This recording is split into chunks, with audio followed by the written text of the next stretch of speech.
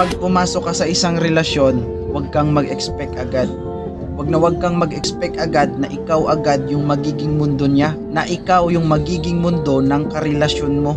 Kaya huwag mong ipilit at i-demand yung sarili mo na magiging mundo niya. Tandaan mo, meron kayong mga kanya-kanyang sariling buhay. Meron kayong mga sariling pamilya. At higit sa lahat, meron kayong kanya-kanyang trabaho. Kaya huwag mong ipilit yung sarili mo na magiging mundo niya. Ito ay tatak mo sa isip mo. Malayang tao yung karelasyon mo, hindi preso. Kaya kung gusto mong tumagal yung relasyon nyo, patuto kang umunawa at umintindi. Dahil kahit anong higpit at bantay mo sa karelasyon mo, kung iiwan ka, iiwan ka. Dahil sa isang relasyon, mas maganda makuha yung tiwala ng kusa.